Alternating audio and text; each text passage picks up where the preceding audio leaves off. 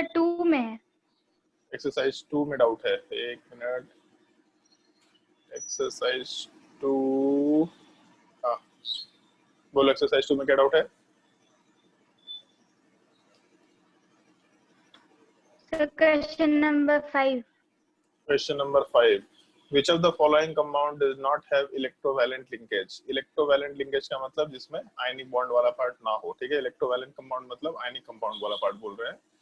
किसमें ionic compound नहीं है? तो इस केस में अगर मान लो KCN लेके चलते हैं तो KCN वाले पार्ट में K प्लस और Cn माइनस आयनिक कंपाउंड है। NHCl अगर लेके चलते हैं NH4Cl तो NH4Cl वाले पार्ट में NH4 प्लस है और Cl माइनस है, मतलब इसमें भी आयनिक बॉन्ड वाला पार्ट है। CaC2 लेके चलते हैं तो Ca2 प्लस और C2 2 माइनस, कैल्शियम कार्बाइड भी बोलते हैं इस चीज को, इसमें भी आयनिक कंपाउंड है। बचा लास्ट ऑप्शन। NH3 वाले पार्ट में और BF3 वाले पार्ट में कोवेलेंट मॉलिक्यूल है और बीच में कोऑर्डिनेट बॉन्ड दे रखा, तो कोऑर्डिनेट बॉन्ड का मतलब आयनिक कंपाउंड नहीं होता, केवल कोऑर्डिनेट बॉन्ड है वहां पे। तो कोवेलेंट बॉन्ड, BF3 में भी कोवेलेंट बॉन्ड और इन दोनों के बीच में एक हम लोग कोऑर्डिनेट बॉन्ड की बात कर रहे हैं।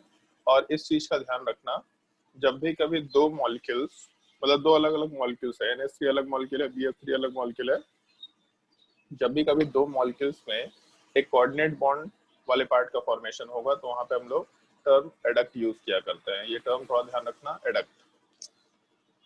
और कोई डाउट क्वेश्चन नंबर 5 के अलावा? बोलते जाओ भी जल्दी, क्वेश्चन नंबर 5 के अलावा और कोई डाउट?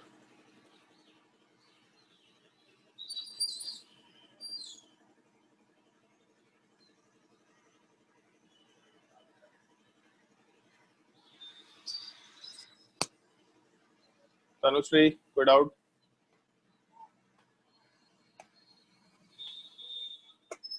होमवर्क करके आए तनुश्री तुम कि नहीं किया?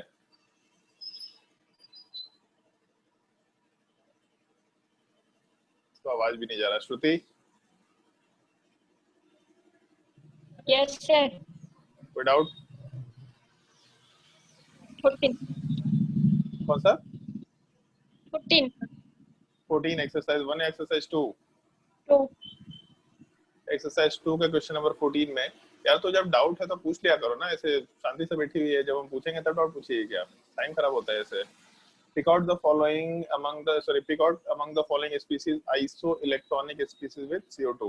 isoelectronic, iso का मतलब होता है सेम और इलेक्ट्रॉनिक मतलब हम लोग इलेक्ट्रॉन्स की बात कर रहे हैं। तो आइसो इलेक्ट्रॉनिक मतलब जिसमें सेम नंबर ऑफ इलेक्ट्रॉन्स हो। तो CO2 में कितने इलेक्ट्रॉन्स है? कार्बन का एटॉमिक नंबर होता है 6, ऑक्सीजन का एटॉमिक नंबर होता है 8। ऑक्सीजन का 2 एटम है तो 16, 16 प्लस 6 मतलब टोटल 22 इलेक्ट्रॉन्स होना चाहिए। तो कौन से मॉलिक्यूल में 22 इलेक्ट्रॉन्स है? तो जैसे मान लो सेकंड ऑप्शन की बात करते पहले, तो कार्बन वाले पार्ट में 6 इलेक्ट्रॉन, नाइट्रोजन में 7 इलेक्ट्रॉन, ऑक्सीजन में 8 इलेक्ट्रॉन और एक नेगेटिव चार्ज है। इसका मतलब एक और ऐड कर लो, तो 7 प्लस 1 कर देते हैं 8, 8 8 16 जैसे यहाँ पे था, प्लस 6 22। इसका मतलब ये आंसर तो होगा। N3 माइनस की बात करते हैं। N3 माइनस वाले पार्ट में 3 नाइट्रोजन है, एक नाइट्रोजन के ऊपर इलेक्ट्रॉन 7 होता है, 3 नाइट्रोजन 21 हो गया और एक नेगेटिव चार्ज मतलब टोटल 22 इलेक्ट्रॉन। इसका मतलब पहला ऑप्शन भी होगा। तो अगर पहला ऑप्शन और दूसरा ऑप्शन दोनों है तो ऑब्वियस सी बात है ऑल ऑफ दीज आंसर रहेगा ही रहेगा, बट फिर भी देख लेते हैं। NCN2 माइनस, नाइट्रोजन में 7 इलेक्ट्रॉन और 2 एटम है, ऑक्सीजन में 6 इलेक्ट्रॉन और एक ही एटम है और 2 नेगेटिव चार्ज। तो 14 प्लस 2 16 प्लस 6 22। इसका मतलब ये भी आंसर होगा। अगर 1 आंसर भी सही है, 2 आंसर भी सही है, 3rd आंसर भी सही है तो आराम से 4th आंसर मेंशन करते हुए काम कर सकते हैं। और कोई डाउट इस क्वेश्चन के अलावा? जिसको भी डाउट है बेहिचक पूछते चले जाओ, डाउट कुछ सोचना नहीं है। 25 सर 21 क्वेश्चन नंबर 21, ये क्वेश्चन नंबर 21 वाले Yes, sir. पार्ट में एक तो इधर बेंजीन रिंग दे रखा है। तुम लोगों को बताया था कि बेंजीन रिंग वाले पार्ट को हम लोग ऐसा सर्कल से डिनोट करते हैं, कभी मेंशन किया था कि बेंजीन में पाई बॉन्ड इधर भी हो सकता है एक पॉसिबिलिटी, या फिर पाई बॉन्ड वाला पार्ट दूसरे साइड भी हो सकता है। तो ओवरऑल ये दोनों में से कोई स्ट्रक्चर मेंशन नहीं किया जाता है। एक हेक्सागन बनाते हैं हम लोग और हेक्सागन के अंदर हम लोग एक सर्कल डाल देते हैं, इस चीज को बेंजीन रिंग बोला जाता है। बेंजीन रिंग में सर्कल का मतलब है 3 पाई बॉन्ड होना चाहिए, ऐसा बोल रहे हैं हम लोग। तो यहाँ पे पूछा है how many bonds are there.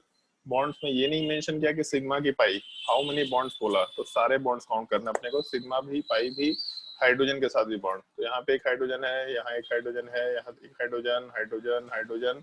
इस कार्बन पे हाइड्रोजन नहीं हो पाएगा, इसका स्ट्रक्चर हम अलग से बनाते हुए काम कर रहे हैं, नीचे बना देते हैं इसका स्ट्रक्चर। मान लो एक बेंजीन रिंग वाला पार्ट है और उसके अलावा यहाँ से एक बॉन्ड लाइन स्ट्रक्चर में ये स्ट्रक्चर गया है, तो इस कार्बन के ऊपर टोटल 3 बॉन्ड दिख रहा था, तो एक हाइड्रोजन होगा, यहाँ भी एक हाइड्रोजन, यहाँ भी एक हाइड्रोजन, नीचे भी एक हाइड्रोजन, लेफ्ट साइड में एक हाइड्रोजन। लेकिन इस पॉइंट पे ऑलरेडी 4 बॉन्ड दिख रहे हैं, तो यहाँ कोई हाइड्रोजन नहीं हो सकता। फिर अगले वाले पार्ट पे 3 बॉन्ड दिख रहा, तो एक हाइड्रोजन, यहाँ भी एक हाइड्रोजन, और सबसे ऊपर वाले पार्ट पे 3 हाइड्रोजन लेके चल रहा है।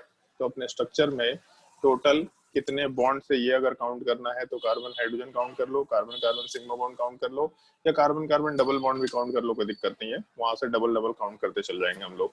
तो इस केस में यहाँ वाले पार्ट में 2 बॉन्ड, यहाँ पे 3 बॉन्ड, 5, दूसरा 6, 8 और यहाँ पे 9 बॉन्ड। 9 तो केवल रिंग में हो गया, फिर उसके अलावा 10, 12, 13, तो टोटल मिला करके हम लोगों का 13 बॉन्ड तो केवल कार्बन कार्बन का हो गया, डबल सिंगल सब मिला के। और हाइड्रोजन में एक हाइड्रोजन, 2, 3, 4, 5, 6, 7, 8, 9, 10, मतलब टोटल मिला करके 23 बॉन्ड दिखाई दे रहा है हमको। देख लेते हैं एक बार काउंटिंग में गलती ना किया हो। 1, 2, 3, 4, 5, 6, 7, 8, 9, 10, 11, 12, 13 और उसके अलावा 1, 2, 3, 4, 5, 6, 7, 8, 9, 10, ठीक है, 23 बॉन्ड टोटल होने चाहिए। सवाल में केवल नंबर ऑफ बॉन्ड्स बोला है। और क्या डाउट इसके अलावा?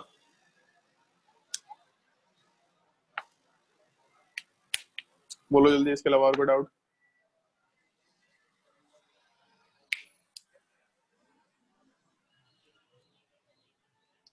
बोलो भाई जल्दी, और कोई डाउट?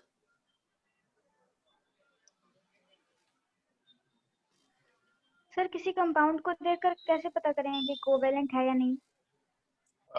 ये चीज सबसे पहले दिन बताया था कि अगर नॉन मेटल्स है नॉर्मली तो कोवेलेंट मॉलिक्यूल होता है, बट ऐसा कोई रूल नहीं है कि हमेशा कोवेलेंट ही रहेगा। ऑब्जर्वेशन से पता चल जाएगा। अगर केवल नॉन मेटल है तो मैक्सिमम चांसेस है कोवेलेंट मॉलिक्यूल के। अगर एक मेटल और एक नॉन मेटल है तब उस केस में हम लोग हमेशा आयनिक बॉन्ड की बात कर रहे होंगे। बाकी देखते देखते पता चल जाएगा तुम लोग कहाँ पे कोवेलेंट बॉन्ड है, कहाँ पे आयनिक बॉन्ड है। ऐसा कोई रूल नहीं बना रखा हम लोगों ने कि यही होगा तो कोवेलेंट है, यही होगा तो आयनिक है, बट जनरलाइजेशन में पता चल जाएगा, सीख जाएंगे टाइम के साथ। और कोई डाउट?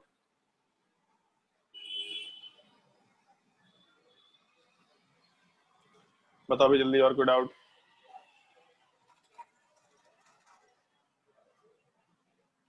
चलो ठीक है, अगर डाउट नहीं है तो हम लोग लेक्चर शुरू करते हैं। क्या पढ़ाया था लास्ट क्लास में, एक बार देख लेते हैं।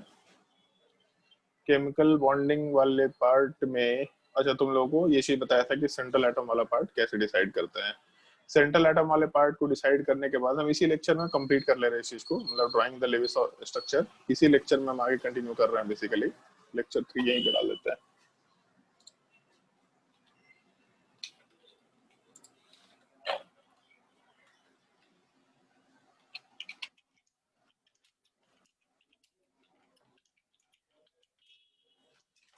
चलो ध्यान दो, जैसे लास्ट क्लास में हम लोगों ने ये चीज मेंशन किया था कि सबसे पहले स्टेप में तो हम लोग ये चीज मेंशन करेंगे कि हम लोग का सेंट्रल एटम कौन सा होना चाहिए। और सेंट्रल एटम के लिए 2-3 रूल्स मेंशन किए थे, जिसमें से सबसे मेन रूल हम लोग का इलेक्ट्रोनेगेटिविटी वाला पार्ट होगा। इनफैक्ट वो ऑर्डर अपने को थोड़ा याद रखना होगा इलेक्ट्रोनेगेटिविटी वाले पार्ट का। ये सबसे पहले फ्लोरीन होता है, फिर ऑक्सीजन होता है, फिर नाइट्रोजन और क्लोरीन ऑलमोस्ट बराबर होते हैं, सल्फर और ब्रोमीन। ये एक बेसिक ऑर्डर है, इसको याद रखना, उससे काम चल जाएगा। इसके बिना मतलब इसी के बिहाफ पे काम चल जाएगा।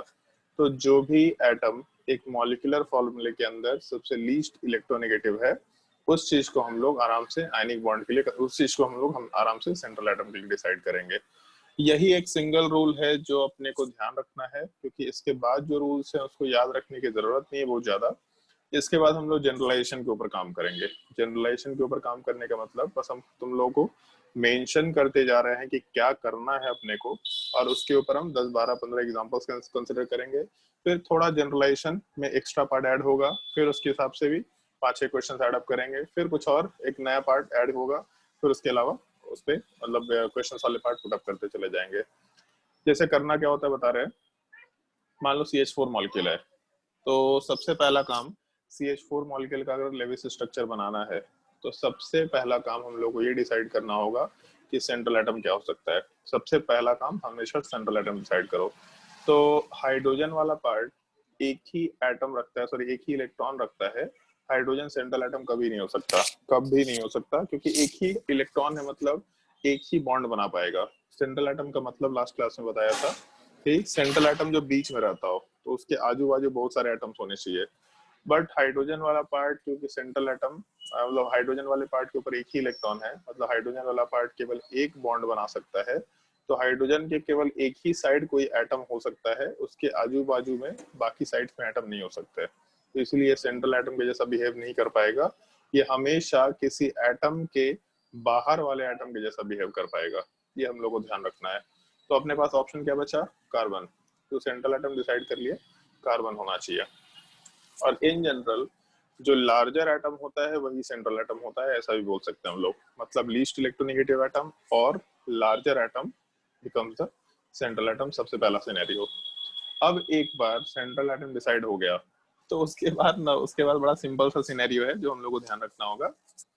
पूरे मॉलिक्यूल के अंदर जो भी बचे हुए एटम्स है, जैसे कार्बन को अगर हम लोग लिख दिए यहाँ पे, तो इसके अलावा बचा अपने पास 4 हाइड्रोजन्स। तो जितने भी एटम्स बचे हुए हैं, इन सारे एटम्स को सिमेट्रिकली प्लेस कर दो इस कार्बन के अलोंग। सिमेट्रिकली प्लेस करने का मतलब सिमेट्रिक स्ट्रक्चर होना चाहिए, जितना हो सकता है सिमेट्रिक स्ट्रक्चर होना चाहिए। तो अगर 4 हाइड्रोजन को प्लेस करना है, तो एक हाइड्रोजन ऊपर प्लेस किया, तो एक अपोजिट में प्लेस कर दिया, और एक स्क्वायर के जैसा इसको प्लेस कर सकते हैं हम लोग। 4 हाइड्रोजन मतलब चारों डायरेक्शन में एक एक हाइड्रोजन डाल दिया। ये सिमेट्रिकल प्लेसमेंट लॉजिकल भी है, क्योंकि कोई भी मॉलिक्यूल बहुत सिमेट्रिकल होना चाहता है। कोई भी स्पीसीज चाहता है कि जितना सिमेट्री में, जैसे हम ही लोग का बॉडी है, तो हम लोग का बॉडी भी सिमेट्रिकल है। अगर 20 से डिवाइड करेंगे तो ऑलमोस्ट इक्वल पार्ट में डिवाइड होता है। तो पूरा का पूरा जो बॉडी है वो सिमेट्रिकल है। मतलब नेचर में जैसे मान लो अर्थ की बात करते हैं, तो अर्थ भी स्फेरिकल नेचर का है। स्फेयर्स से ज्यादा सिमेट्रिकल चीज नहीं हो सकता। किसी भी डायरेक्शन में जाएंगे, कहीं से भी एक प्लेन कट करेंगे, एग्जैक्टली 2 हाफ मिलते चला जाता है हम लोगों को। तो इस केस में जैसे सिमेट्रिकल नेचर है, वो हमेशा एक एक्स्ट्रा स्टेबिलिटी देता है। तो हम लोग उसी लॉजिक को अप्लाई कर रहे हैं। कंपाउंड में सेंट्रल एटम डिसाइड करो और बाकी सारे एटम्स को इस तरीके से प्लेस करो कि सिमेट्रिकल स्ट्रक्चर बन के आए। अगर 2 एटम है तो स्ट्रेट लाइन, अगर 3 एटम है तो ट्रायंगल, अगर 4 एटम है तो स्क्वायर, अगर 5 एटम है तो पेंटागन टाइप का शेप, अगर 6 एटम है तो हेक्सागन टाइप का शेप, ऐसा बना सकते हैं हम लोग। और एक बार सारे एटम्स को प्लेस कर दिया, तब उस केस में बाहर वाले एटम्स का ऑक्टेट पूरा कराओ। बाहर वाले एटम्स का ऑक्टेट पूरा कराने का मतलब है हाइड्रोजन में डुप्लेट पूरा हो सकता है, इसमें ऑक्टेट तो पूरा हो नहीं सकता, क्योंकि इसमें जो वैलेंस शेल है उसमें मैक्सिमम 2 ही इलेक्ट्रॉन हम लोग रख पाएंगे। तो हाइड्रोजन के केस में डुप्लेट पूरा कराएंगे, और डुप्लेट पूरा कराने के लिए जो हम लोग का वैलेंसी है उसका ध्यान रखना है। जैसे अगर ऑक्सीजन है तो ऑक्सीजन का वैलेंसी 2 होता है, उसको 2 बॉन्ड चाहिए। हाइड्रोजन का वैलेंसी 1 होता है, तो इसको 1 बॉन्ड चाहिए। तो एक बार सेंट्रल एटम प्लेस किया, सारे एटम उसके बाहर प्लेस किया, और बाहर वाले का ऑक्टेट या डुप्लेट पूरा कराया। तो इस केस में हाइड्रोजन को 1 इलेक्ट्रॉन चाहिए तो 1 बॉन्ड बनाएगा, दूसरे को भी 1 इलेक्ट्रॉन चाहिए 1 बॉन्ड बनाएगा, तीसरे हाइड्रोजन को भी 1 इलेक्ट्रॉन चाहिए 1 बॉन्ड बनाएगा, और चौथे हाइड्रोजन को भी 1 इलेक्ट्रॉन चाहिए। तो हाइड्रोजन अपना डुप्लेट कंप्लीट करने के लिए 1 बॉन्ड बनाएगा। तो कार्बन के साथ हम लोग आराम से सारे हाइड्रोजन को प्लेस करके CH4 मॉलिक्यूल का फॉर्मेशन कर देंगे। तो सबसे पहला पार्ट CH4 मॉलिक्यूल का फॉर्मेशन हो गया। लेकिन यहाँ पे काम खत्म नहीं होता है, हमेशा 2-3 चीजों को चेक करते हुए काम करना होगा। सेंट्रल एटम में वैलेंस इलेक्ट्रॉन कितना है, ये चीज चेक करना बहुत ही मस्ट कंडीशन है। हमेशा स्ट्रक्चर बनाने के बाद सेंट्रल एटम के वैलेंस इलेक्ट्रॉन को चेक करो, क्योंकि उसके हिसाब से हम लोग कुछ और भी पॉइंट्स का ध्यान रखा करते हैं। तो जैसे कार्बन वाले पार्ट में वैलेंस इलेक्ट्रॉन 4 होता है, ये एकदम याद रखना पड़ेगा। वैलेंसी और वैलेंस इलेक्ट्रॉन कोई भी एलिमेंट का पूछे तुमको मालूम होना चाहिए ग्रुप के हिसाब से। तो कार्बन वाले ग्रुप में वैलेंस इलेक्ट्रॉन 4 होता है, वैलेंसी भी 4 होता है। अगर वैलेंस इलेक्ट्रॉन 4 है तो ये एटम मैक्सिमम 4 बॉन्ड बना पाएगा। तो हम लोग वैलेंसी या फिर सॉरी वैलेंस इलेक्ट्रॉन इस वजह से याद रखते हैं। अगर वैलेंस इलेक्ट्रॉन वाला पार्ट सेंट्रल एटम का पता है अपने को, तो मैक्सिमम वो सेंट्रल एटम उतना ही बॉन्ड बना पाएगा, ऐसा हम लोग कंसिडर करते हुए काम कर रहे हैं। इनफैक्ट कोवैलेंसी का भी थोड़ा बहुत ध्यान रखना है। कार्बन वाला पार्ट कोवैलेंसी 4 ही शो करता है, मतलब कार्बन 4 बॉन्ड बना सकता है। तो कार्बन 4 बॉन्ड बना रखा है, कोई दिक्कत नहीं है। और 4 वैलेंस इलेक्ट्रॉन था, तो एक इलेक्ट्रॉन एक बॉन्ड में शेयर किया, दूसरा इलेक्ट्रॉन दूसरे बॉन्ड में शेयर किया, तीसरा इलेक्ट्रॉन तीसरे बॉन्ड में शेयर किया, चौथा इलेक्ट्रॉन चौथे बॉन्ड में शेयर किया। अगर कार्बन के चारों इलेक्ट्रॉन शेयर हो गए तो अब कार्बन के पास कुछ भी बचा नहीं है, ये अपना फाइनल स्ट्रक्चर मेंशन किया जा सकता है CH4 वाले पार्ट का। एक बार हम फिर से मेंशन कर रहे हैं, सेंट्रल एटम डिसाइड करो, बाकी बचे एटम को सिमेट्रिकल प्लेसमेंट दो, बाहर वाले का ऑक्टेट पूरा कराओ या डुप्लेट पूरा कराओ, और सेंट्रल एटम के वैलेंस इलेक्ट्रॉन को देख के ये चीज चेक कर लो कि सारे वैलेंस इलेक्ट्रॉन डिस्ट्रीब्यूट हो चुके हैं क्या, कि कुछ बचा हुआ है। अगर बचा हुआ है तो कुछ और भी काम करेंगे हम लोग, क्या कर सकते हैं सेकंड एग्जांपल वाले पार्ट में मेंशन कर। अभी नोट डाउन मत करना इस चीज को, पहले देखते चले जाओ। मान लो NH3 मॉलिक्यूल है, तो सेंट्रल एटम कौन सा होगा, तो हाइड्रोजन तो सेंट्रल एटम हो नहीं सकता, मतलब सेंट्रल एटम वाला पार्ट हम आराम से नाइट्रोजन को ले सकते हैं। इसके आगे हम सेंट्रल एटम को केवल अंडरलाइन कर दिया करेंगे ताकि सेंट्रल एटम पता चल जाए अपने को। तो नाइट्रोजन सेंट्रल एटम हो गया। अब 3 हाइड्रोजन एटम है, तो तीनों हाइड्रोजन एटम को सिमेट्रिकली प्लेस कर दिया और बाहर वाले का ऑक्टेट पूरा करा दिए। तो हाइड्रोजन एटम एक ही बॉन्ड बना पाएगा, मतलब नाइट्रोजन के ऊपर, तीनों हाइड्रोजन के ऊपर एक एक बॉन्ड बना दिए। नाइट्रोजन पे वैलेंस इलेक्ट्रॉन होता है 5। अगर 5 वैलेंस इलेक्ट्रॉन है तो 5 में से 3 तो बॉन्ड में चला गया, बाकी बचा कितना, तो 2। तो अब यहाँ पे तुमको पता चलेगा कि वैलेंस इलेक्ट्रॉन क्यों देखना होता है। तो 5 वैलेंस इलेक्ट्रॉन अपने पास एग्जिस्ट कर रहा है, जिसमें से 3 बॉन्ड में चला गया, मतलब 3 बॉन्ड में डिस्ट्रीब्यूट हो गया। तो इस केस में फिर हम लोग को केवल 2 इलेक्ट्रॉन कंसिडर करते हुए काम करना है जो बचा हुआ है। अगर एक एटम का इलेक्ट्रॉन बचा रह गया, मतलब 5 वैलेंस इलेक्ट्रॉन में से 3 बॉन्ड बनाने में चला गया, तो 2 इलेक्ट्रॉन बचा रह गया, तो उन दोनों इलेक्ट्रॉन को हम लोग एक ही साथ रखा करेंगे और ऐसा एक सर्कल में ही डाल दिया करेंगे। इस चीज को लोन पेयर बोला जाता है, तो ये टर्म ध्यान रखना, लोन पेयर। तो नाइट्रोजन एटम के ऊपर 3 बॉन्ड बनने से 3 इलेक्ट्रॉन शेयर हो गया, तो उसके वैलेंस शेल से 3 इलेक्ट्रॉन शेयर हुआ और 2 इलेक्ट्रॉन बचा रह गया, मतलब एक लोन पेयर का फॉर्मेशन कंसिडर कर सकते हैं। ये लोन पेयर भी बना के काम करना है, अदरवाइज स्ट्रक्चर गलत हो जाएगा, इसलिए हम लोग को वैलेंस इलेक्ट्रॉन मालूम होना चाहिए। नोट कर ले दोनों स्ट्रक्चर्स, और अगर यहाँ तक के पार्ट में कोई डाउट है तो आराम से पूछ सकते हैं। तुम लोग को आवाज क्लियर आ रहा है ना अभी, कि किसी को दिक्कत हो रहा है? बताओ भाई, कोई आवाज सबको क्लियर आ रहा है? Yes, sir. ओके, क्योंकि हम अपने फोन के थ्रू क्लास ले रहे हैं तो हो सकता है नेटवर्क का इशू हो।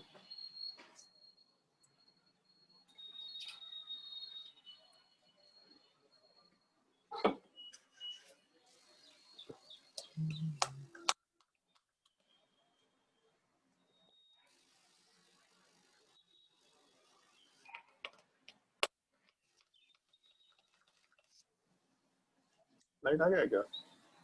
ऑन कर दो फैन।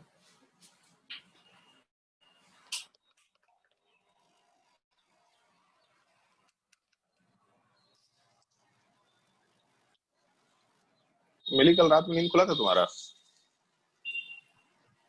Yes sir. कल रात में तुम्हारा नींद खुला था आंधी तूफान से, मतलब बारिश से? हाँ, तो इतना डर लग रहा था, इतनी बिजली कड़क रही थी। कल तो कुछ ज्यादा ही था, मतलब बहुत ज्यादा था कल।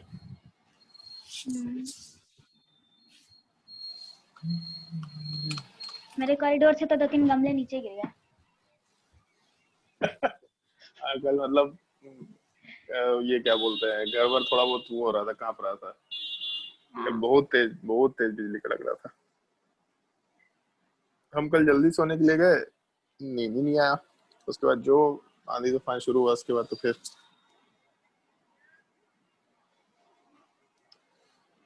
अगर सबको ये चीज समझ में आ गया होगा तो हम लोग तीसरे स्ट्रक्चर में जाएंगे। बहुत मजेदार चीज है, बस सीखते जाना, धीरे धीरे सारे पॉइंट्स हम डिस्कस करते जा रहे हैं। और उसके बाद तुमको जो असाइनमेंट देंगे उन क्वेश्चंस को प्रैक्टिस करना है, लेकिन सीरियसली प्रैक्टिस करना है, क्योंकि अगर वो क्वेश्चंस प्रैक्टिस नहीं करेंगे तो तुम लोग को लास्ट क्लास में बोला था, एक सवाल तुम्हारे 12th बोर्ड के एग्जाम में भी आता है और एक सवाल तुम्हारे नीट में भी आता है, मतलब बिल्कुल फिक्स्ड है कि सवाल आएगा ही आएगा एक सवाल। तो इसीलिए 4 नंबर नीट का होगा और 2 नंबर का सवाल तुम्हारे 12th बोर्ड में होता है, नहीं तो 1 नंबर का सवाल 12th बोर्ड में होता है। तो इसीलिए इम्पोर्टेंट पार्ट है, प्रैक्टिस कर लो ताकि 4 नंबर बिल्कुल फिक्स रहे। और इनफैक्ट हर जगह जरूरत पड़ेगा इस चीज का, अगर डायरेक्टली से सवाल नहीं आता है तो इनडायरेक्टली भी इस चीज का जरूरत पड़ना ही पड़ना है। केमिकल बॉन्डिंग का 2 से 3 सवाल आता ही आता है, जिसमें एक सवाल लेविस स्ट्रक्चर को यूज करते हुए ही बनता है। मस्त चीज है ये सीखना, और कोई शॉर्टकट वगैरह नहीं सीखेगा इससे। अगर कोई इंटरनेट से कहीं कोई शॉर्टकट ढूंढ भी रखा है, पढ़ भी रखा है, तो भी वो शॉर्टकट यूज नहीं करेगा। वो ज्यादा लंबा तरीका है एक्चुअल में, ज्यादा मेहनती वाला तरीका, और गलती भी हो जाता है कहीं कहीं पे। अगर ये दोनों स्ट्रक्चर नोट कर लिया तो फिर हम लोग तीसरा H2O की बात करते हैं। H2O वाले पार्ट में सबसे पहले अगर हम सेंट्रल एटम डिसाइड करेंगे तो हाइड्रोजन तो सेंट्रल एटम हो नहीं सकता, बचा अपने पास ऑक्सीजन। ऑक्सीजन वाला पार्ट सेंट्रल एटम हो गया, तो सेंट्रल एटम वाले पार्ट को मेंशन किया सीधा। अब इसके बाद दो हाइड्रोजन है, अगर दो हाइड्रोजन है तो दोनों को सामने सामने प्लेस कर दिया, और उसके बाद हम लोग बाहर वाले का ऑक्टेट या डुप्लेट पूरा कराएंगे। तो हाइड्रोजन को एक ही बॉन्ड बनाना है अपने ऑक्टेट को या डुप्लेट को पूरा करने के लिए, तो आराम से दो बॉन्ड बन गया। अब एक चीज देखो यहाँ पे, ऑक्सीजन वाले पार्ट में 6 वैलेंस इलेक्ट्रॉन होता है, तो 6 में से अगर दो बॉन्ड बना मतलब 2 इलेक्ट्रॉन शेयर हुआ। ये तुमको दिमाग में ही कैलकुलेट करना हो, तो हम बता रहे हैं क्योंकि सिखा रहे हैं इस चीज को। ऑक्सीजन वाले पार्ट में 6 वैलेंस इलेक्ट्रॉन है, 6 में से 2 बॉन्ड बनाने में चले गए।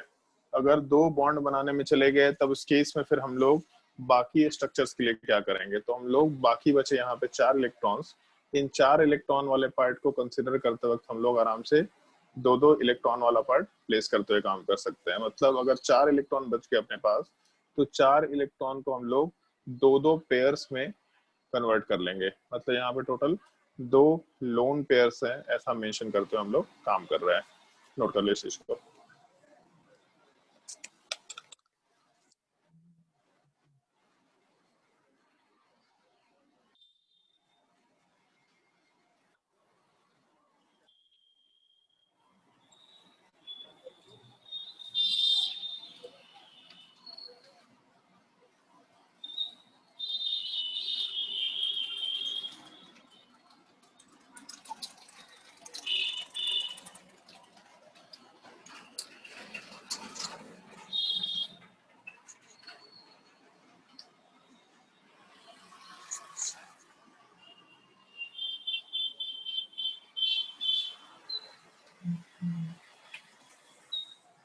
एक मिनट, एक कॉल आ रहा है।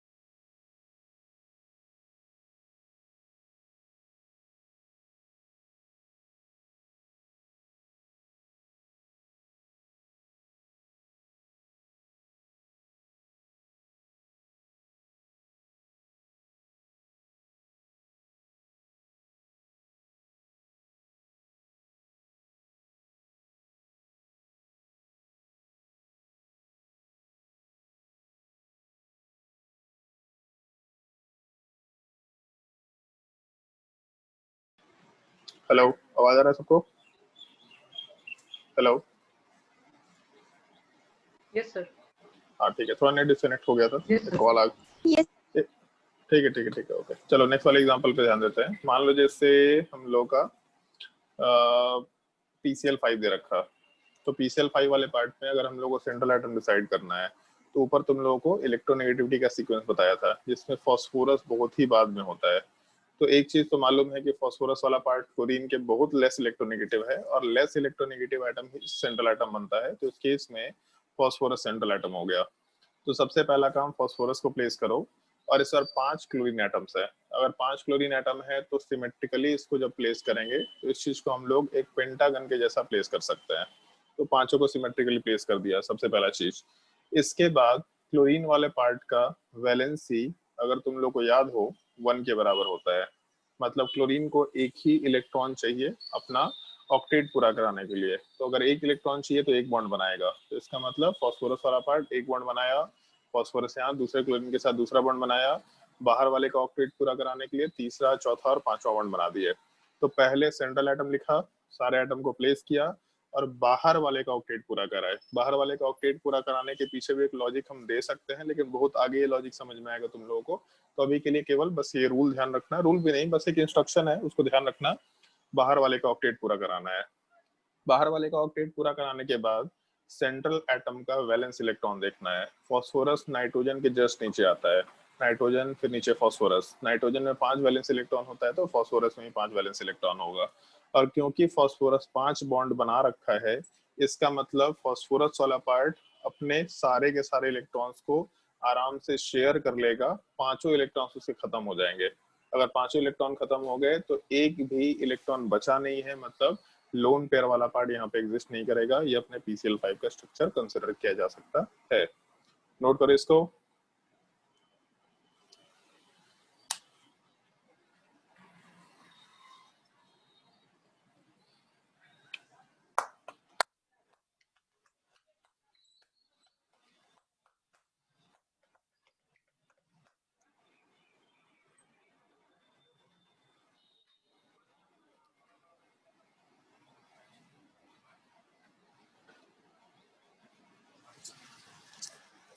और इसको नोट करने के बाद फिर हम लोग का जो नेक्स्ट पार्ट रहेगा CO2 वाला पार्ट, चलो ध्यान दो इधर।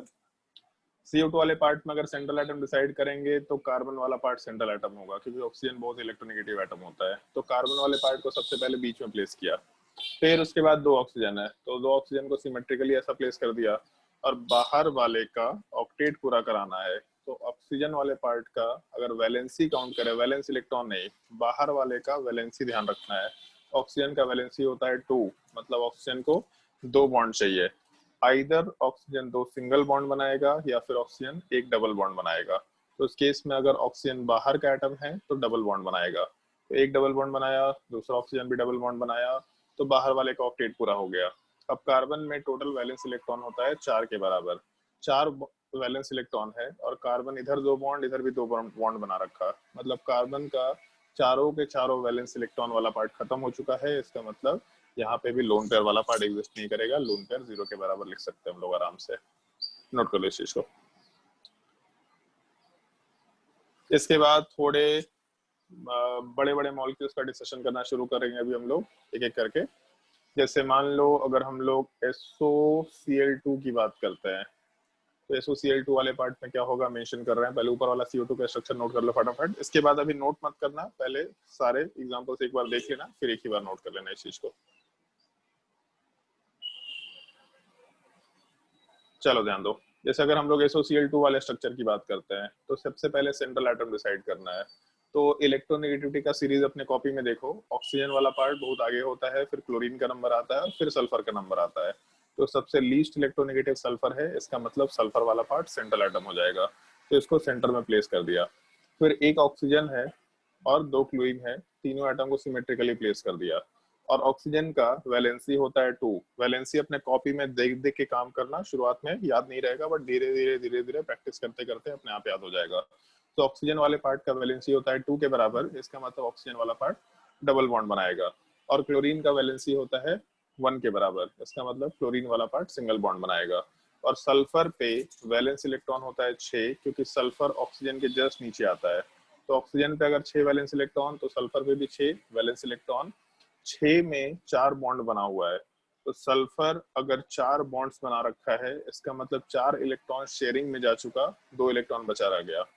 अगर 4 इलेक्ट्रॉन शेयरिंग में है और 2 इलेक्ट्रॉन बचे रह गए, इसका मतलब हम लोग एक लोन पेयर बना के आराम से काम कर सकते हैं क्वेश्चन नंबर 6 वाले पार्ट में। अभी नोट डाउन मत करना, अभी आगे के स्ट्रक्चर्स को देखते चले जाओ। मान लो अगर हम लोग ये एग्जांपल लेके चलते हैं, XCOF4, मान लो ये एग्जांपल लेके चलते हैं, ज़ेनॉन वाला पार्ट।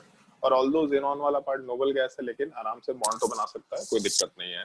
सेंट्रल एटम की बात करेंगे तो फ्लोरीन सबसे ज्यादा इलेक्ट्रोनेगेटिव एटम है, कभी सेंट्रल एटम नहीं हो सकता, इसको तो छोड़ दो। और उसके बाद ऑक्सीजन का ही नंबर आता है, तो सेंट्रल एटम में ना फ्लोरीन है ना ऑक्सीजन है, ज़ेनॉन बच गया। ज़ेनॉन वाला पार्ट सेंट्रल एटम बनने के बाद एक ऑक्सीजन है और 5 फ्लोरीन वाला पार्ट, तो सिमेट्रिकली जब सारे एटम्स को प्लेस करेंगे तो ऐसा प्लेस कर सकते हैं हम लोग आराम से। अब इस केस में फ्लोरीन वाला पार्ट हम लोग का हेलोजन फैमिली से बिलोंग करता है, एक वैलेंसी शो करता है, मतलब फ्लोरीन एक बॉन्ड बनाएगा, दूसरा फ्लोरीन एक बॉन्ड, तीसरा फ्लोरीन एक बॉन्ड, चौथा फ्लोरीन एक बॉन्ड, और ऑक्सीजन अभी जस्ट ऊपर मेंशन किया था डबल बॉन्ड बनाता है। तो ज़ेनॉन वाला पार्ट नोबल गैस है, मतलब वैलेंस शेल में 8 इलेक्ट्रॉन होगा।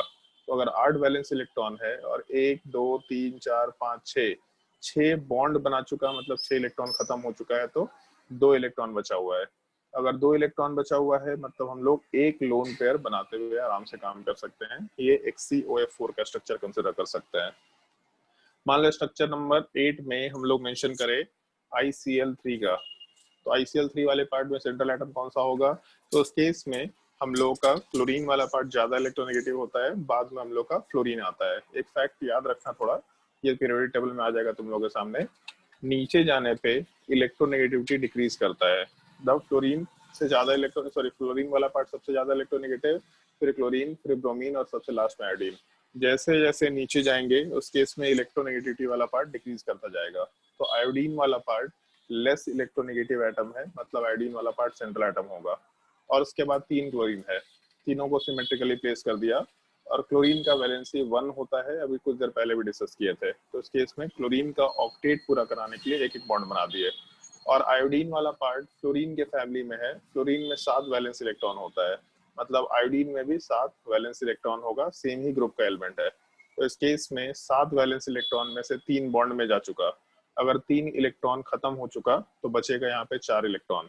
4 इलेक्ट्रॉन का मतलब हम लोग 2 पेयर्स का फॉर्मेशन करा सकते हैं। तो इस केस में ICl3 वाले पार्ट में 3 बॉन्ड हो गया और 2 लोन पेयर हो गया, ऐसा मेंशन करते हुए काम कर सकते हैं। स्ट्रक्चर नंबर 6 से 8 नोट डाउन कर लो।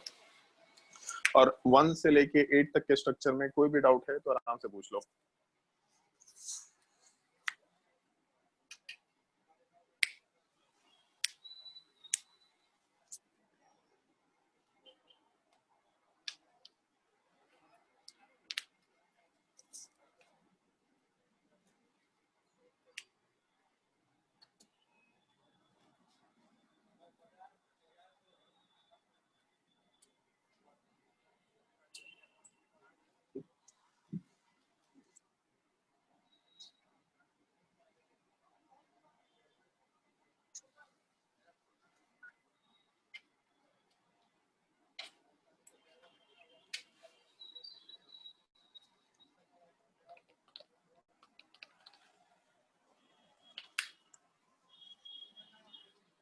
किसी को कोई डाउट है 1 से लेके स्ट्रक्चर नंबर 8 तक? कोई भी डाउट है तो आराम से पूछ लो। संजना तुम थोड़ा लेट आई है क्लास में। यस सर, नेटवर्क इशू था। कोई बात नहीं, कोई डाउट है तो पूछ लो।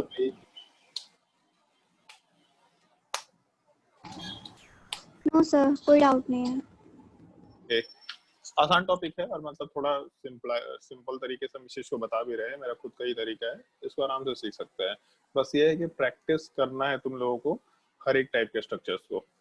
अभी और भी कुछ 2-3 और जनरलाइजेशन को एडॉप्ट करेंगे हम लोग, जिनका ध्यान रखना है अपने को। क्वेश्चन नंबर 7-8 मतलब 8 तक के स्ट्रक्चर के बाद उस चीज को एडॉप्ट करेंगे हम लोग।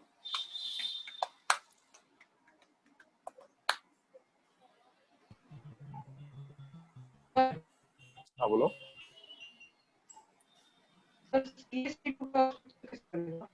इसका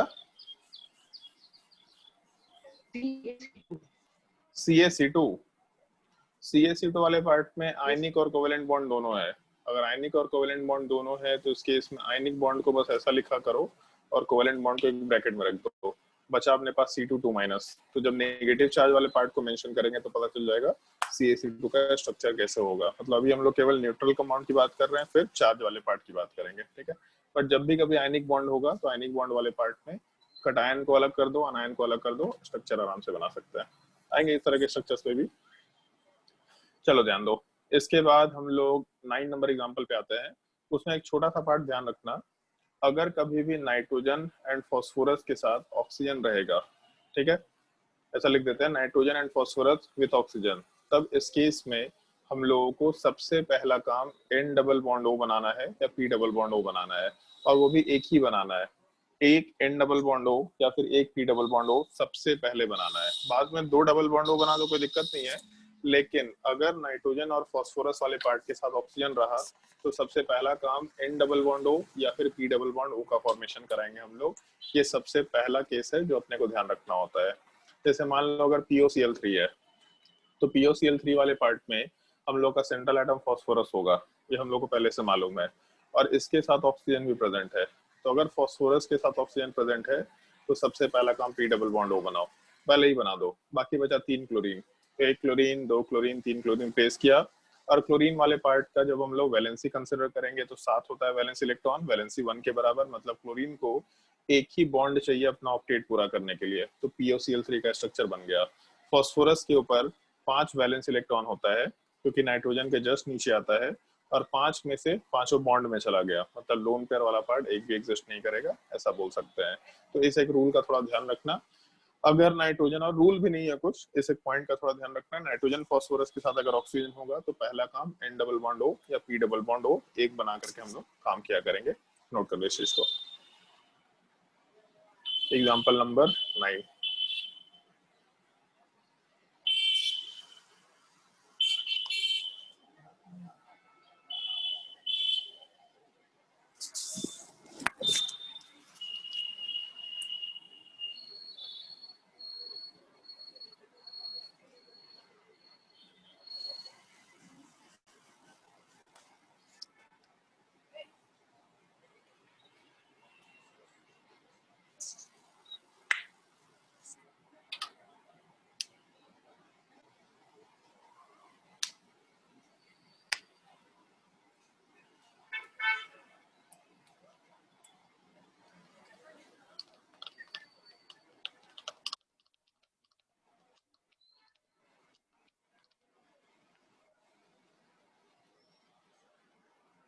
और इसको नोट डाउन करने के बाद फिर हम लोग का नेक्स्ट पार्ट है, वो भी थोड़ा अलग सा ही केस है। If oxygen and hydrogen together, अगर ऑक्सीजन के साथ हाइड्रोजन होगा साथ में, तब उस केस में OH ग्रुप बनाना है। मतलब हम लोग हमेशा ऑक्सीजन और हाइड्रोजन अगर साथ में होगा तब उस केस में OH ग्रुप को बनाना शुरू करेंगे। जैसे अल्कोहल में OH ग्रुप था, एग्जैक्टली सेम टाइप से OH ग्रुप बनाना शुरू करेंगे। और जितने OH ग्रुप बना सकते हैं उतने OH ग्रुप बनाओ, गिवन द कंडीशन ये पार्ट फुलफिल होना चाहिए। नाइट्रोजन फास्फोरस अगर रहा तो पहले P डबल बॉन्ड O या N डबल बॉन्ड O रहेगा, तब जाके ये OH वाले रूल को फॉलो कर रहे होंगे हम लोग। बट केवल नाइट्रोजन फास्फोरस को कंसिडर करना है, बाकी किसी में कुछ सोचने की जरूरत नहीं है। जैसे मान लो अगर H2SO4 है, तो H2SO4 में सेंट्रल एटम कौन सा होगा, तो हाइड्रोजन हो नहीं सकता, ऑक्सीजन बहुत ज्यादा इलेक्ट्रोनेगेटिव है। इनफैक्ट ऑक्सीजन के जस्ट नीचे सल्फर आता है, और नीचे जाने पे इलेक्ट्रोनेगेटिविटी डिक्रीज करता है। इसका मतलब हम लोग का ऑक्सीजन ज्यादा इलेक्ट्रोनेगेटिव एटम होगा, तो सल्फर सेंट्रल एटम हो गया पहला चीज। उसके बाद अगर पूरे मॉलिक्यूल में हाइड्रोजन और ऑक्सीजन दोनों है, तो हाइड्रोजन ऑक्सीजन अगर दोनों है तो OH ग्रुप बनाएंगे। और 2 हाइड्रोजन है 4 ऑक्सीजन है, तो अगर 2 हाइड्रोजन और 4 ऑक्सीजन है तो इसका मतलब मैक्सिमम 2 OH ग्रुप बना सकते हैं हम लोग। और अगर 2 OH ग्रुप बनाएंगे हम लोग तो उसके बाद 2 ऑक्सीजन बचा रह जाएगा। तो सबसे पहला काम एक OH ग्रुप को प्लेस किया और सिमेट्रिकली दूसरे OH ग्रुप को प्लेस किया। उसके अलावा फिर बचा 2 ऑक्सीजन, तो एक ऑक्सीजन प्लेस किया, फिर दूसरा ऑक्सीजन भी प्लेस किया।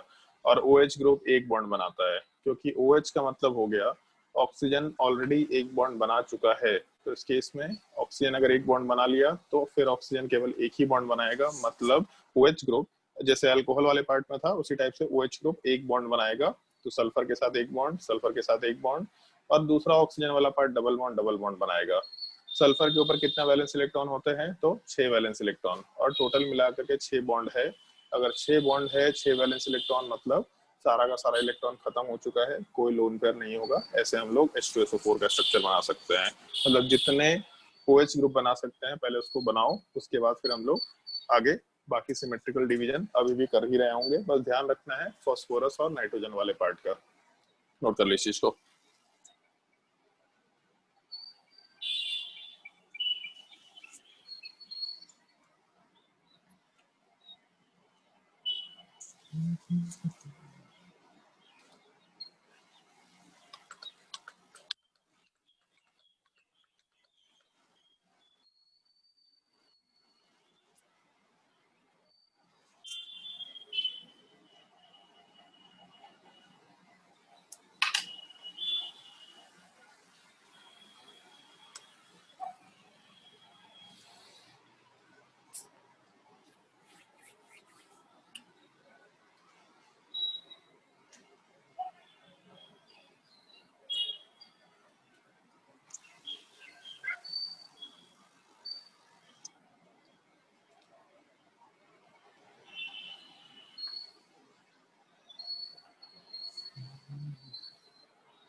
क्वेश्चन नंबर 11 वाले पार्ट पे ध्यान देते हैं।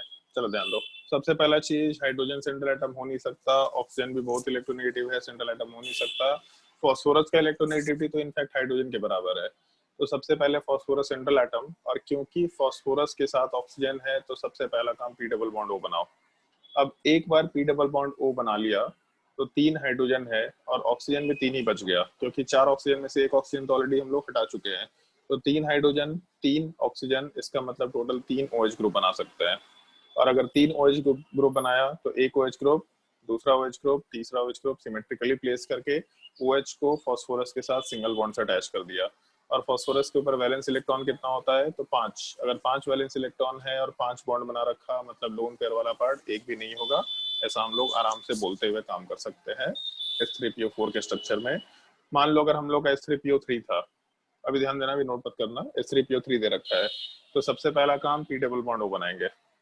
अब जब पी डबल बॉन्ड ओ बना लिए तो 3 हाइड्रोजन है और 2 ही तो ऑक्सीजन वाला पार्ट बच जाएगा, क्योंकि 3 हाइड्रोजन वाले पार्ट के बाद ऑक्सीजन ऑलरेडी हम लोग एक अटैच कर चुके हैं। तो 3 हाइड्रोजन 2 ऑक्सीजन, इसका मतलब मैक्सिमम 2 OH ग्रुप बना सकते हैं हम लोग, और कोई ऑप्शन नहीं है। और 2 OH ग्रुप बनाएंगे तो एक हाइड्रोजन रह जाएगा अपने पास। तो 2 OH ग्रुप को सिमेट्रिकली प्लेस कर दिया और फिर बचा एक हाइड्रोजन वाला पार्ट। तो एक OH ग्रुप सिंगल बॉन्ड, दूसरा OH ग्रुप सिंगल बॉन्ड, और हाइड्रोजन भी सिंगल बॉन्ड बनाता है। इसका मतलब H3PO3 के स्ट्रक्चर वाले पार्ट में फॉस्फोरस पे 5 वैलेंस इलेक्ट्रॉन था, 5 बॉन्ड बना चुका, मतलब लोन पेयर वाला पार्ट यहाँ पे भी एग्जिस्ट नहीं करेगा, लोन पेयर 0 के बराबर बोला जा सकता है। क्वेश्चन नंबर 12 तक में अगर कोई डाउट है किसी का तो आराम से पूछ लो।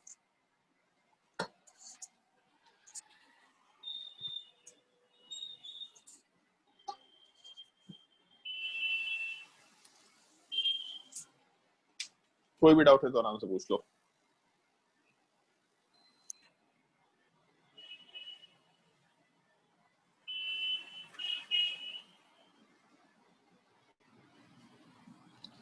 और अगर डाउट नहीं है तो थोड़ा भारी भारी सवाल कराएंगे अब, अगर इसमें डाउट नहीं है तो।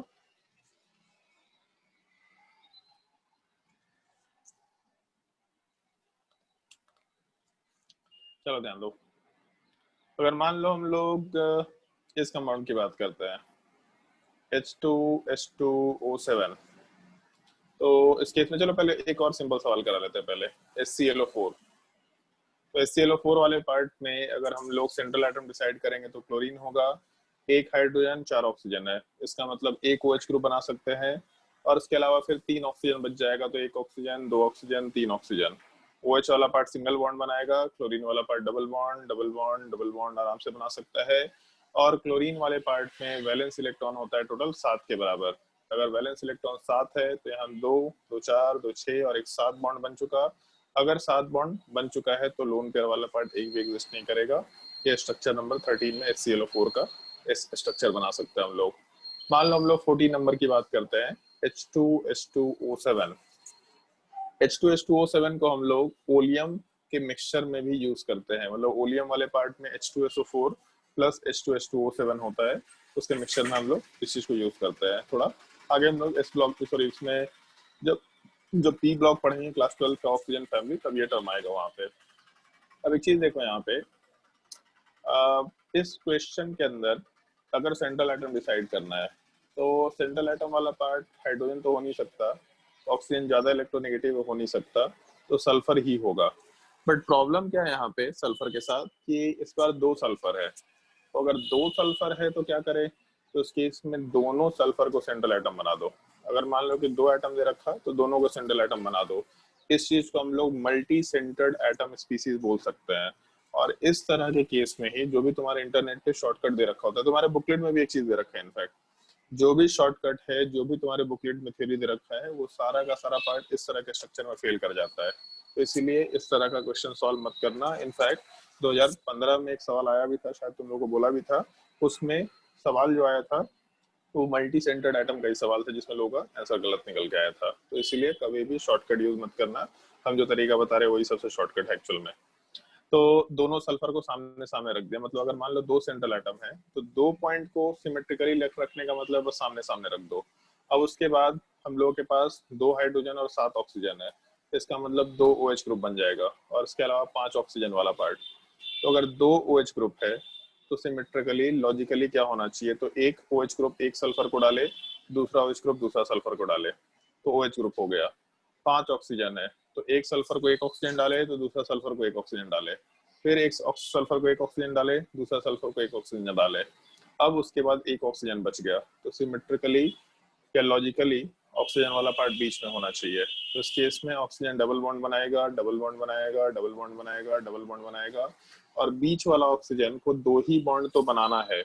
अगर 2 ही बॉन्ड बनाना है तो एक बॉन्ड एक सल्फर के साथ, दूसरा बॉन्ड दूसरा सल्फर के साथ बनाएगा। ये अपना H2SO7 का स्ट्रक्चर आराम से निकल के आ जाएगा। नोट कर लो।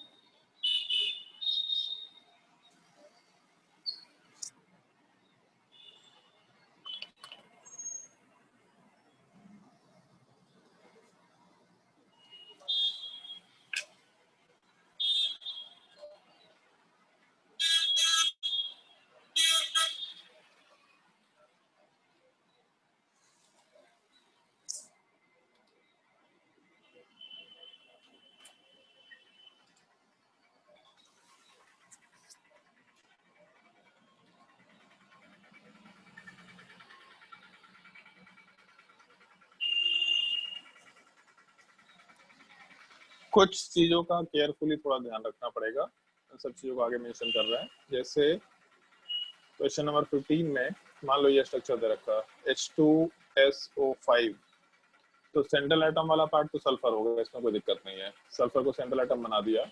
उसके अलावा 2 OH ग्रुप बन जाएगा, ऐसा लिख सकते हैं हम लोग आराम से, 3 ऑक्सीजन बच जाएगा। तो उस केस में एक OH ग्रुप डाला सिंगल बॉन्ड, दूसरा OH ग्रुप वाला पार्ट सिंगल बॉन्ड, और इसके अलावा 3 ऑक्सीजन है, तो एक ऑक्सीजन, दूसरा ऑक्सीजन, तीसरा ऑक्सीजन सिमेट्रिकली प्लेस कर दिया। अब इस केस में अगर डबल बॉन्ड बनाते हैं तो इसमें एक चीज का एक्स्ट्रा ध्यान रखना। अब इस चीज को हमेशा ही ध्यान रखते हुए काम करना है। सल्फर पे टोटल 6 वैलेंस इलेक्ट्रॉन है। सल्फर कोवेलेंसी कितना शो करता है, 2 4 6, मतलब जो कोवेलेंसी है वो तो फुलफिल होना चाहिए, उसके ज्यादा भी कोवेलेंसी नहीं शो कर सकते, उससे कम भी कोवेलेंसी शो नहीं कर सकते, इतना ही पॉसिबल कोवेलेंसी है। मतलब सल्फर इतने ही कोवेलेंट बॉन्ड बना सकता है, इधर 2 बनाएगा या 4 बनाएगा या 6 बनाएगा। यहाँ पे सल्फर वाला पार्ट 2 4 6 8 बॉन्ड बना रखा है, तो कभी भी सल्फर 2 4 6 से ज्यादा बॉन्ड तो वैसे भी नहीं बना सकता, क्योंकि वैलेंस इलेक्ट्रॉन ही 6 है, तो 6 ही इलेक्ट्रॉन शेयर कर पाएगा। तो ये स्ट्रक्चर फिर हम लोग का गलत है।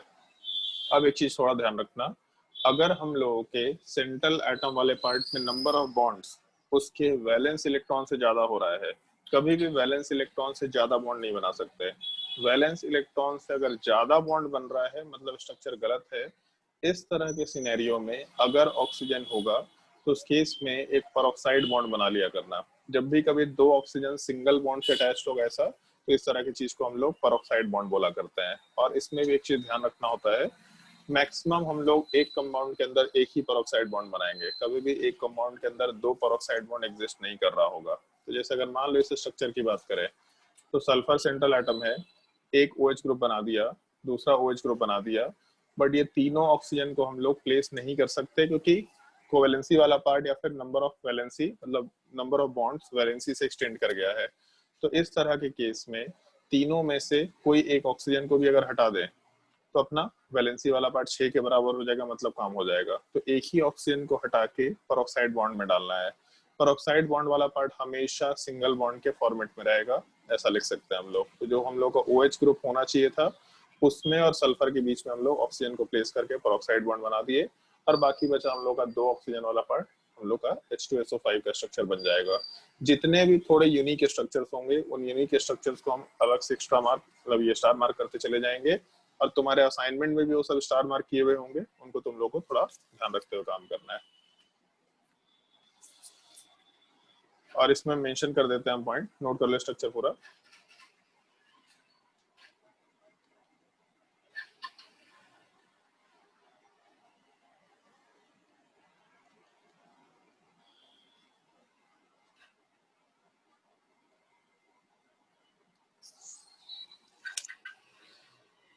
कोई भी एक मॉलिक्यूल के अंदर जो नंबर ऑफ बॉन्ड है वो कभी भी वैलेंस इलेक्ट्रॉन से एक्सीड नहीं कर सकता।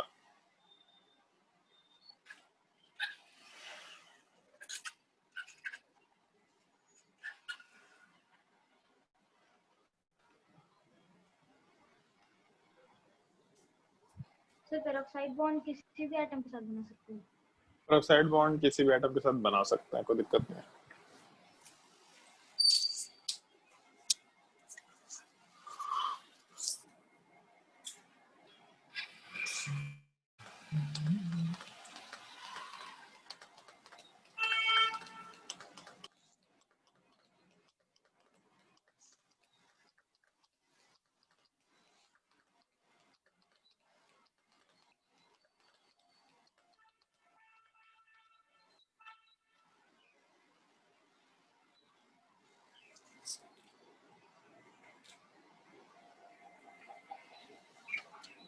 और इसको नोट डाउन करने के बाद फिर हम लोग का सबसे लास्ट पार्ट होगा जब हम लोग आयंस की बात करते हैं। आयंस वाले केस में भी दो सिनेरियो है। एक सिनेरियो ये रहेगा कि हम लोगों का जो कंपाउंड है उसमें नेगेटिव चार्ज हो और नेगेटिव चार्ज के अलावा ऑक्सीजन प्रेजेंट हो। तो ऐसा लिख सकते हैं हम लोग एक छोटा सा केस के जैसा, if oxygen and negative charge are present. अगर ऑक्सीजन और नेगेटिव चार्ज दोनों प्रेजेंट है तब इस केस में हम लोग जैसे OH ग्रुप बनाते थे उसी टाइप से O- ग्रुप बनाएंगे। और ऑक्सीजन 6 वैलेंस इलेक्ट्रॉन होता है, ऑक्सीजन माइनस मतलब 7 वैलेंस इलेक्ट्रॉन हो गया। तो इस केस में O- एक ही बॉन्ड बनाएगा। इनफैक्ट इसको इस तरीके से भी समझ सकते हैं कि अगर OH ग्रुप है और यहाँ से H+ को हटा दो तो H+ को हटाते ही यहाँ O- बन जाएगा। तो बेसिकली जो OH वाला रूल बताए हैं तुम लोगों को वही चीज है, यहाँ पे कुछ नया नहीं है, बस H के जगह पे नेगेटिव चार्ज है तो उसके बराबर का काम कर जाएगा। तो अगर ऑक्सीजन के साथ साथ नेगेटिव चार्ज है तो उस केस में हम लोग आराम से O- बनाते हुए स्ट्रक्चर का फॉर्मेशन कर सकते हैं। इस एक चीज का थोड़ा ध्यान रखने का है। और O- वाला पार्ट हमेशा एक सिंगल बॉन्ड के साथ अटैच होगा। जैसे एग्जांपल नंबर 16 में मान लो SO4 2- है, तो SO4 2- कैसे बनेगा? तो सल्फर वाला पार्ट सेंट्रल एटम होगा और 4 ऑक्सीजन और 2 नेगेटिव चार्ज है, इसका मतलब 2 O- बना सकते हैं। बचा नॉर्मल 2 ऑक्सीजन। तो एक O- सिंगल बॉन्ड बनाएगा, दूसरा O- सिंगल बॉन्ड बनाएगा, एक ऑक्सीजन डबल बॉन्ड बनाएगा, एक ऑक्सीजन डबल बॉन्ड बनाएगा। H2SO4 का जो स्ट्रक्चर है वही स्ट्रक्चर है, केवल डिफरेंस ये है कि H+ यहाँ से हट गया और O- का फॉर्मेशन हो गया। इस चीज को हम लोग सल्फेट आयन SO4 2- आराम से बोल सकते हैं। नोट कर लो।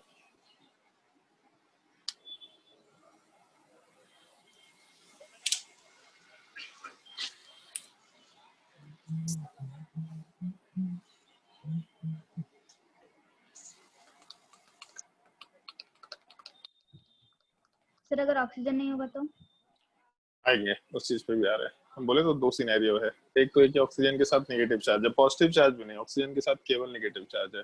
अगर पॉजिटिव रहा तो जनरल केस है, और ऑक्सीजन ना होते हुए नेगेटिव चार्ज रहा तो भी एक अलग टाइप का केस है।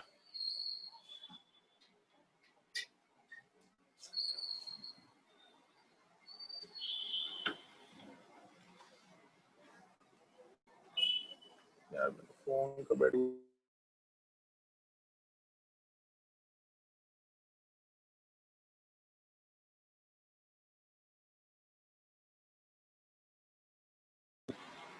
चलो ध्यान दो। अगर हम लोग ऑक्सीजन वाले पार्ट की बात नहीं कर रहे हैं, लोगों कंपाउंड में ऑक्सीजन एग्जिस्ट नहीं कर रहा, तब इस केस में पॉजिटिव चार्ज या नेगेटिव चार्ज दोनों में से जो भी चार्ज है उससे हम लोग को मतलब नहीं है, बट हम लोग पॉजिटिव चार्ज या नेगेटिव चार्ज वाले पार्ट को हमेशा सेंट्रल एटम पे डालेंगे। ऐसा ध्यान रखते हुए काम करना है। अगर हम लोगों का सेंट्रल एटम के ऊपर पॉजिटिव चार्ज है मतलब उस पे जितने इलेक्ट्रॉन्स होने चाहिए थे वैलेंस शेल में उसमें से एक इलेक्ट्रॉन हट गया। अगर नेगेटिव चार्ज है तो वैलेंस शेल में जितने इलेक्ट्रॉन्स होने चाहिए थे उसमें एक इलेक्ट्रॉन एड अप हो गया।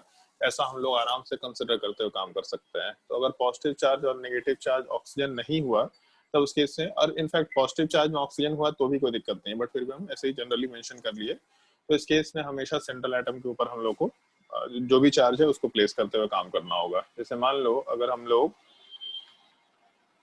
ICl2+ की बात करते हैं तो ICl2 वाले पार्ट में एक पॉजिटिव चार्ज है, और ICl2+ लिखने का मतलब है कि पूरे ब्रैकेट के ऊपर प्लस चार्ज है, कहाँ पे प्लस ये मेंशन नहीं किया हुआ रहता है। तो इस केस में सेंट्रल एटम कौन सा होगा? आयोडीन वाला पार्ट।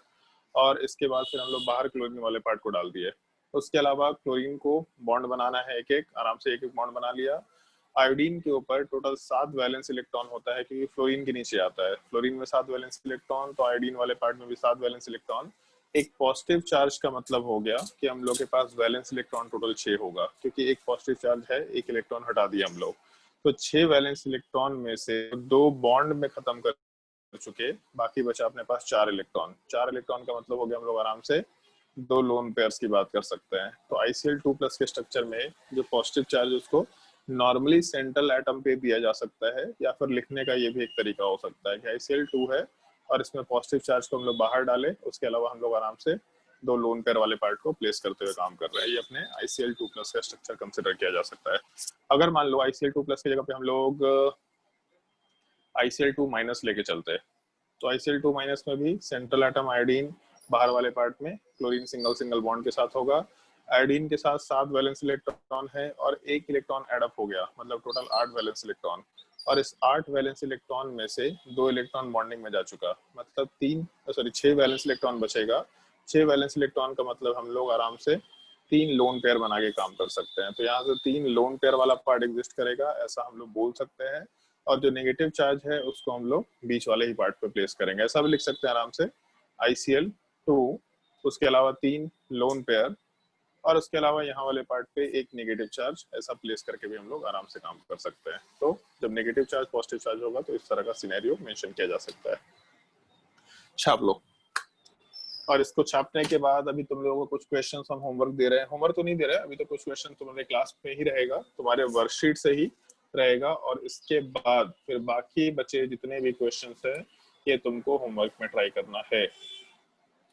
नोट करो तब तक तुम इस चीज को।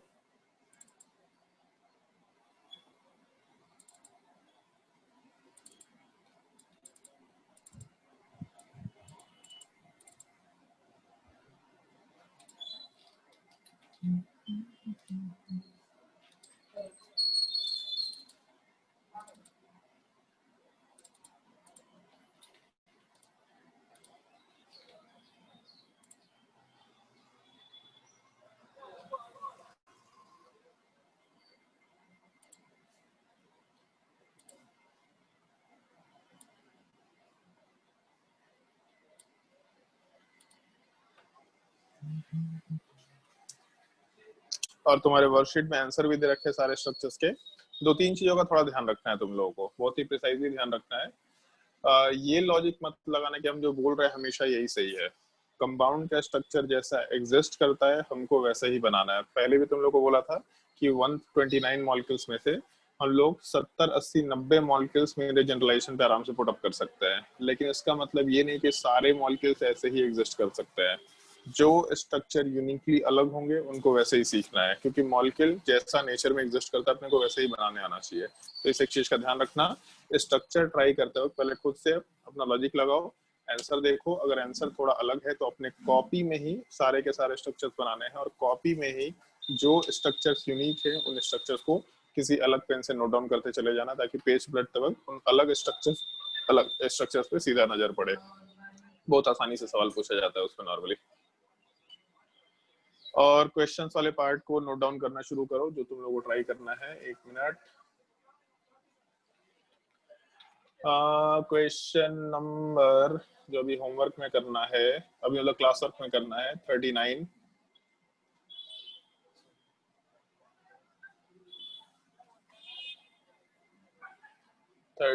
लिखते चले जाओ, अपने कॉपी में लिखते चले जाओ। N2H4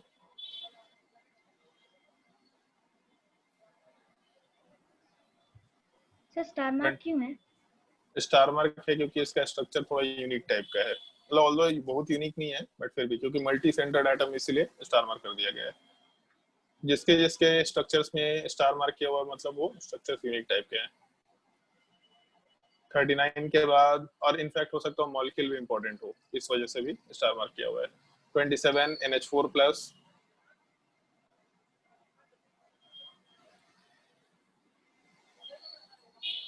NH4+ के बाद PCl6-,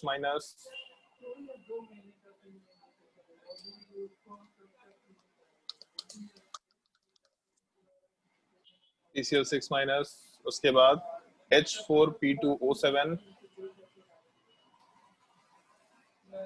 47 नंबर वाला पार्ट, सॉरी 57 H4P2O7, उसके बाद 76 नंबर SO3,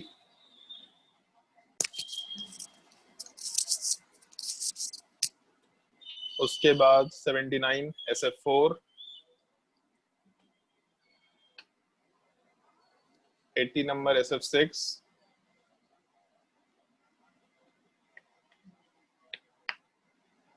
123 XCO2F2।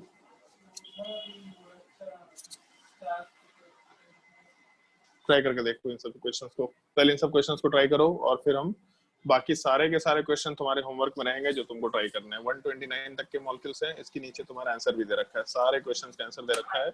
हर एक क्वेश्चन तुमको ट्राई करना है और नेक्स्ट क्लास में हर एक क्वेश्चन में जहां कहीं भी डाउट होगा वो पूछना है तुम लोगों को, बट हर एक क्वेश्चन ट्राई करना है। अगर ट्राई नहीं करेंगे तो क्लास से भगा देंगे। 123 XCO2F2 स्क्रीन पे दे रखा है, देख सकते हो वहां से। स्क्रीन पर नहीं दिख रहा है सर। स्क्रीन दिख ही नहीं रहा है तुमको? 4 तक दिख रहा है। क्या बात कर रही है, ये नहीं दिख रहा?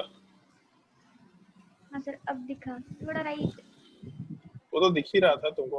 अपने फोन को जूम कर लो ना, उसमें फोन तो जूम कर ही सकते हैं, कोई दिक्कत नहीं है।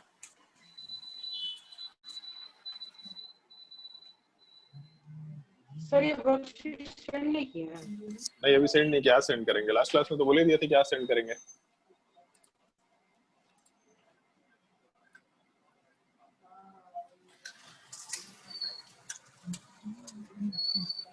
सेंड कर भी देते हैं, अभी सेंड कर देते हैं।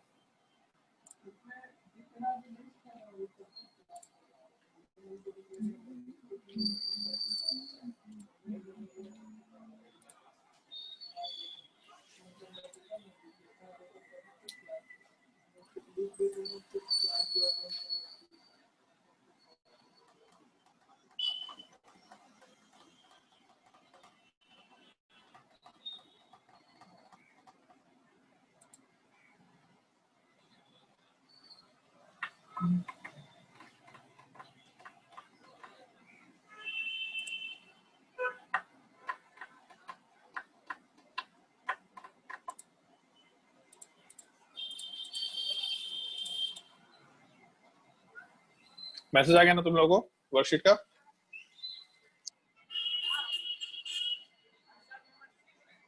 यस सर आ गया।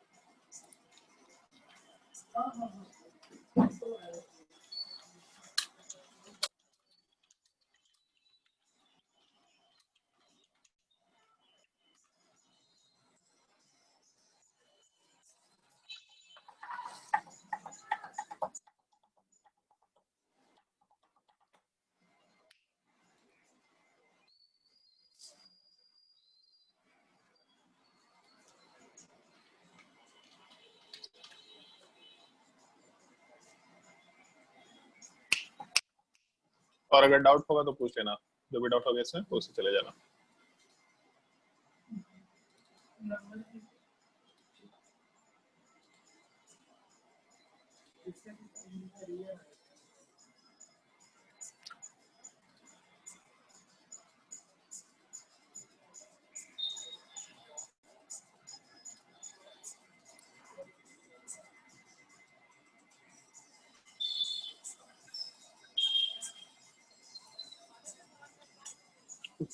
सेटिंग ऑफ कर दिए तो अवे मैसेज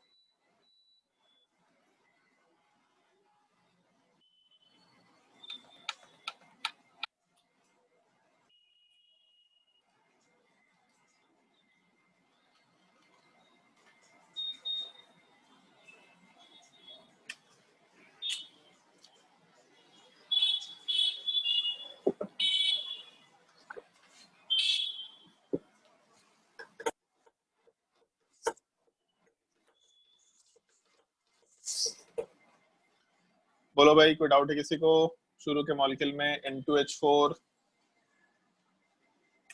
स्ट्रक्चर भी हम दिखाते चले जा रहे हैं। क्वेश्चन नंबर 39 है बेसिकली, और 27 का स्ट्रक्चर पहले शो कर रहे हैं तुम लोगों को। NH4+ ये स्ट्रक्चर दे रखा है NH4+ वाले पार्ट का, 27 नंबर। NH4+ में अगर कोई डाउट हो तो पूछ लेना, अगर इसमें डाउट नहीं है तो फिर हम लोग 37 नंबर वाले पार्ट को शो करेंगे। 37 नंबर, 37 में तो कुछ अलग फॉर्मूला दे रखा है शायद। 37 नंबर बोले थे, 39 नंबर बोले थे। 39 नंबर वाले पार्ट में N2H4 की स्ट्रक्चर दे रखा है।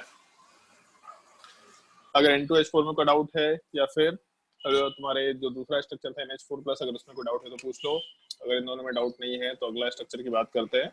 और हम दोनों लोग का आंसर दिखा रहे हैं, इसका मतलब ये नहीं कि हमको आंसर नहीं आता, हमको सारे स्ट्रक्चर्स का आंसर मालूम है, बस तुम लोगों को आंसर हम दिखाते चले जा रहे हैं।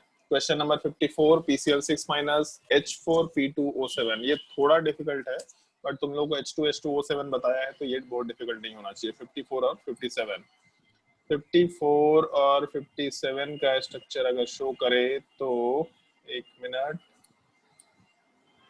हाँ 54 का स्ट्रक्चर ये दे रखा, PCl6-, और उसके अलावा 57 वाले पार्ट का स्ट्रक्चर H4P2O7।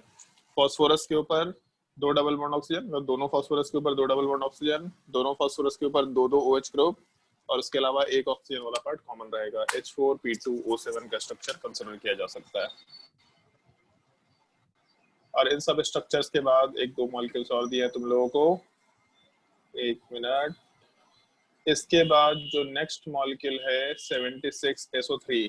SO3 का स्ट्रक्चर तो हम यहाँ बना देते हैं, आंसर भी ढूंढ भी नहीं रहे हम, इतना मेहनत नहीं कर रहे हैं।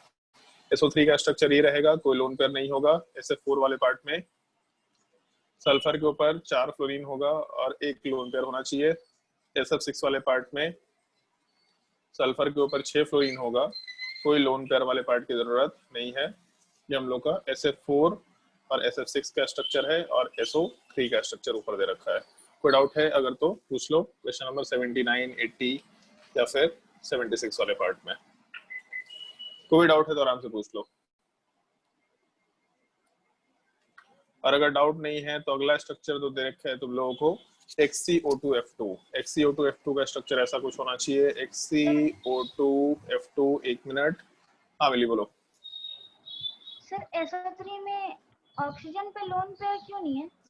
हम लोग लोन पेयर केवल सेंट्रल एटम में दिखाएंगे। ऑक्सीजन पे लोन पेयर है, लेकिन उसके लोन पेयर को हम लोग शो नहीं करते, उसकी जरूरत नहीं पड़ती है। ऑक्सीजन वाले पार्ट पे हम लोग के पास लोन पेयर तो एग्जिस्ट करेगा ही करेगा, नो डाउट, बट उसको शो करने की जरूरत नहीं है अपने को, इसलिए हम लोग शो नहीं करते।